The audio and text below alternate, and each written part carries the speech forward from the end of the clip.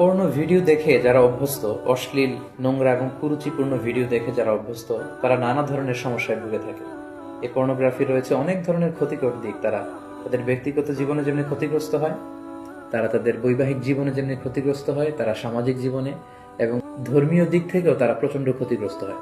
এ পর্যায়ে আমরা বলবো পর্নোগ্রাফি দেখার ফলে একজন ব্যক্তি কি কি ক্ষতির সম্মুখীন হয়। সর্বপ্রথম যে ক্ষতিটির সম্মুখীন সে হচ্ছে সেটি হচ্ছে সেই ব্যক্তি তার আত্মাকে কলুষিত করে দিচ্ছে। ফলে কোনো এবাদতে সে মজা পাবে না, সে সালাত আদায় করে মজা পাবে না, সে কোরআন তেলাওয়াত করে মজা পাবে না, সে তাসবিহ করে মজা পাবে না। এবং আল্লাহ তাআলার ক্রোধ সে অর্জন করছে আল্লাহর রহমতের পরিবর্তে, আল্লাহর লানও তার উপর বর্ষিত হচ্ছে। এবং মানুষের দেহের যতগুলো অঙ্গ রয়েছে তার মধ্যে থেকে সবচাইতে দামি অঙ্গ হচ্ছে তার আত্মা। And pornography is damaging your soul.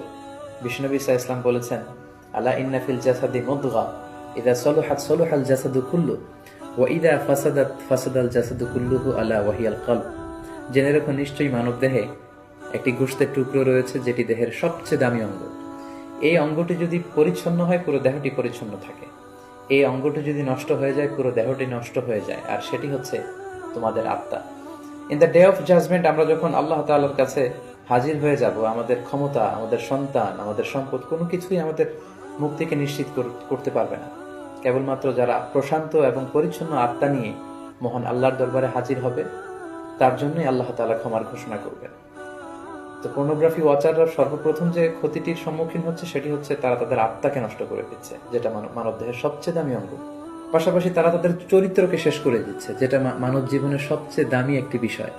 আমরা বলি যে মানুষের অর্থহানি ঘটলে সামান্য কিছু হানি হয়, স্বাস্থ্যহানি হলে আরেকটু বেশি কিছু হয়, কিন্তু একজন ব্যক্তি যখন তার চরিত্র হারিয়ে ফেলে সে তার সবকিছুকে হারিয়ে ফেলে।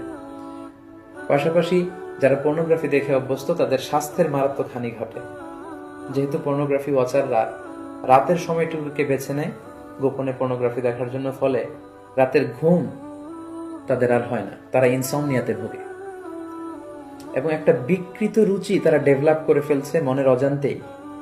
মহান আল্লাহ তাআলা বিবাহের মাধ্যমে, পবিত্র বন্ধনের মাধ্যমে একজন প্রাপ্তবয়স্ক নারী এবং পুরুষ তারা তাদের জৈবিক চাহিদা মেটাবে, এটাকে আল্লাহ বৈধ করেছেন। কিন্তু বিয়ের অনেক আগেই যখন তারা এই যুগল দৃশ্যগুলো ভিডিওতে দেখে, বলে আয়াতু বিল্লাহ, নাউযু বিল্লাহ, তখন মনের অজান্তে একটা বিকৃত রুচি তারা ডেভেলপ করে। তারা তখন আর স্বাভাবিক মানুষ থাকে না, অস্বাভাবিক মানুষে পরিণত হয়।